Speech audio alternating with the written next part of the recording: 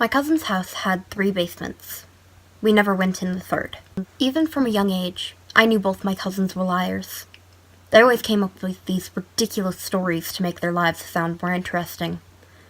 It was harmless stuff, like how their absentee father was actually rich and buying them Disney World, or how they had long-distance boyfriends who were totally real and super mature and had mustaches and everything. Or even how they'd spotted a celebrity at a supermarket and were now best friends. Their proof was unconvincing. Trinkets they'd allegedly receive as gifts, handwritten letters, and even magazine cutouts they tried to pass off as photos they'd taken. That's why when they moved to the next town over and claimed their new basement was haunted, I took it with a grain of salt. As it turns out, I should have used that metaphorical salt and poured it over myself in a protective circle, because a few weeks after they'd settled in, my sister and I were invited over for a sleepover, and I got to see their basement for myself.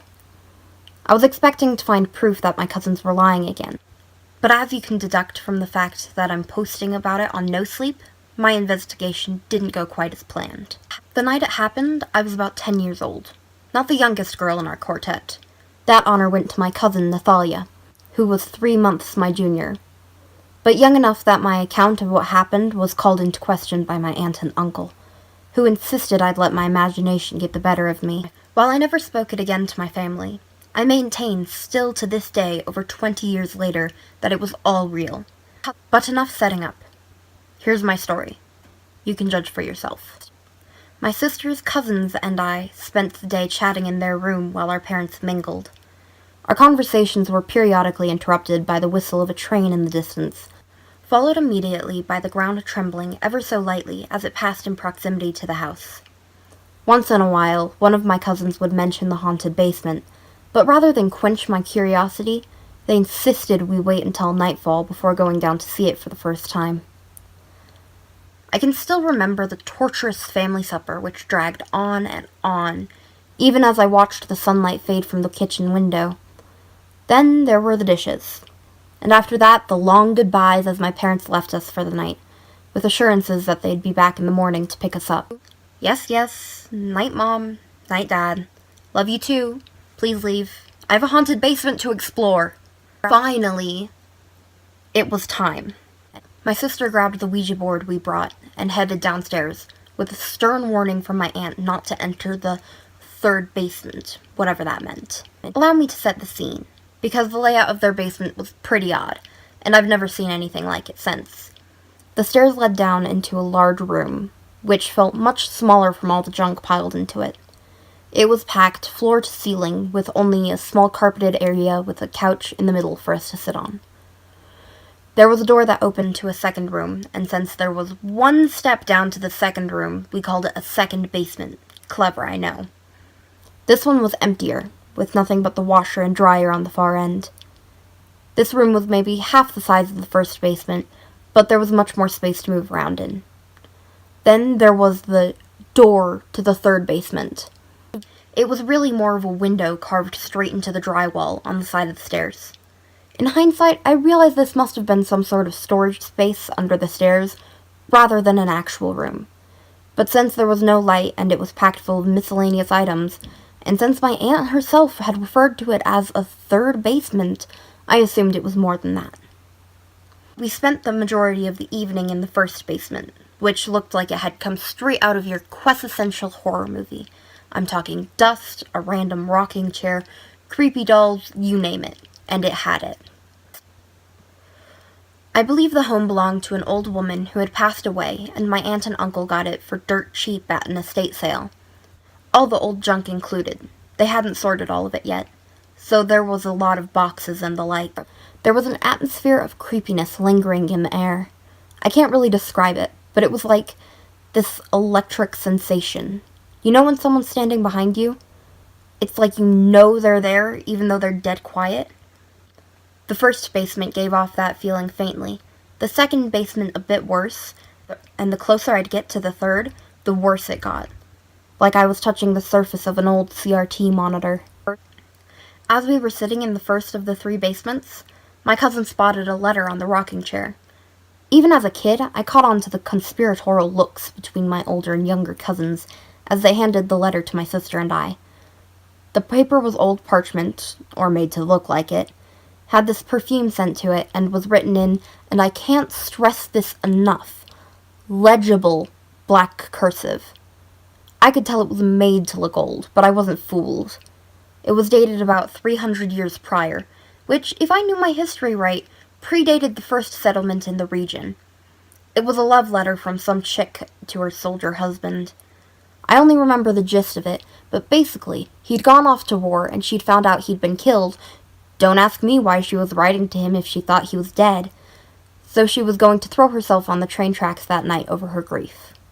One of my cousins explained that the third basement connected to a tunnel that connected to the train station near their house, and that the letter's writer had slipped out of her room in the middle of the night and had died. Strange that she should know this, since we only just discovered the letter. Again, I didn't really believe any of this, but the story lingered at the back of my mind as we started playing Ouija.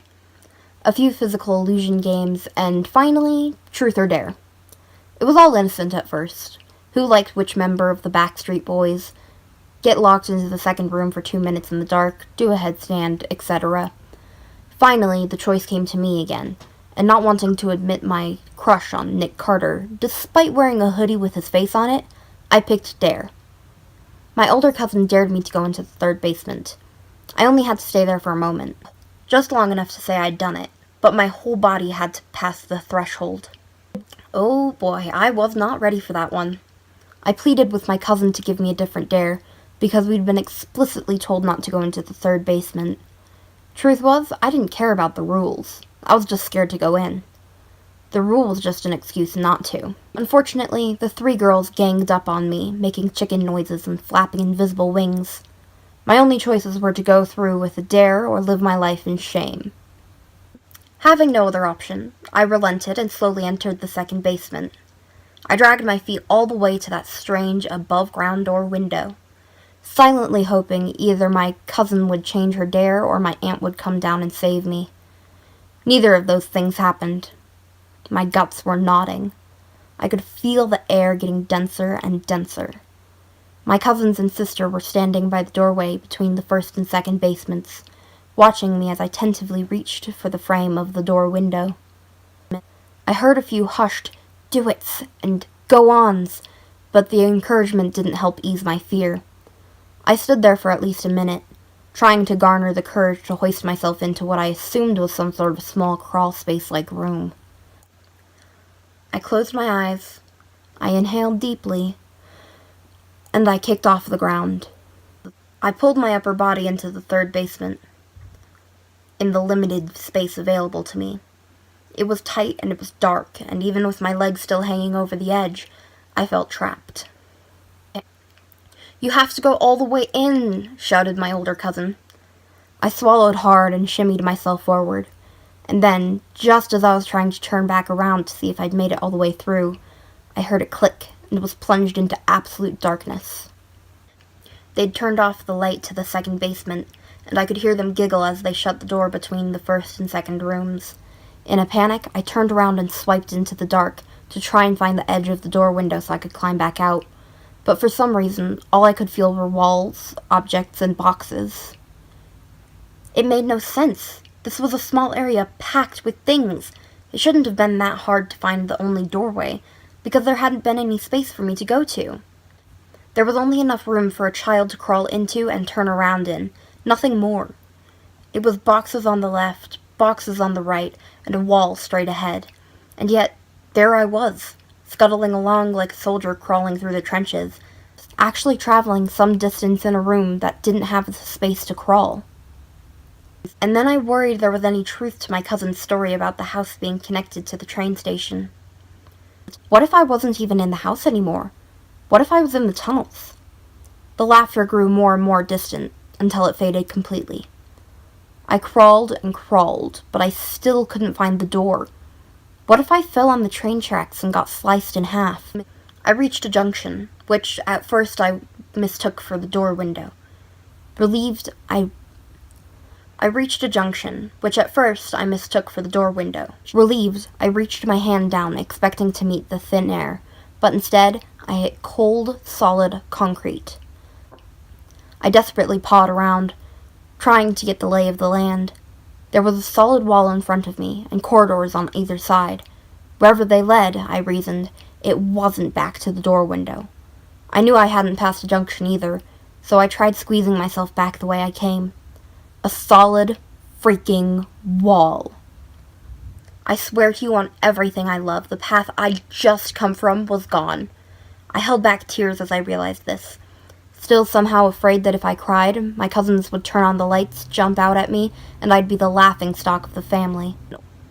I turned left, having read something somewhere about how it was easier to get out of mazes if you picked a single direction and always followed it. What followed was the single most horrific moment of my life. As I finished the turn into the tight left passageway, still crawling completely alone in the dark, I felt something reach out and grab my leg. At this point, I started screaming and crying for help. Laughingstock be damned. It wasn't like my pant leg had gotten stuck on something. I remember feeling that there were multiple fingers squeezing on my ankle and pulling me into the somehow blacker darkness of the right tunnel.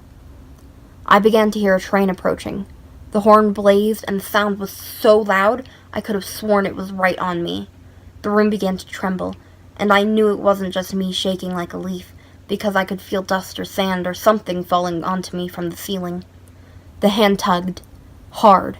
I was convinced the ghost of a heartbroken woman who had thrown herself on the train tracks over 300 years ago had somehow gotten a hold of me and was dragging me over to the tracks to, hell, I don't know, company in the afterlife? Maybe revenge? Who knows? The train was getting closer and closer, and the pull was getting stronger and stronger, dragging me away as I tried to hold on to anything for dear life. The grip remained firm, even as I kicked and screamed. My heart was racing, my body was shaking from the outside in and the inside out, and sweat dampened my clothes. I was convinced I was about to die, and then I saw a light at the end of the tunnel. Or should I say, a light coming from the second basement. All of a sudden, the shaking stopped. The grip around my ankle loosened, and I felt another grip, this time around my arm.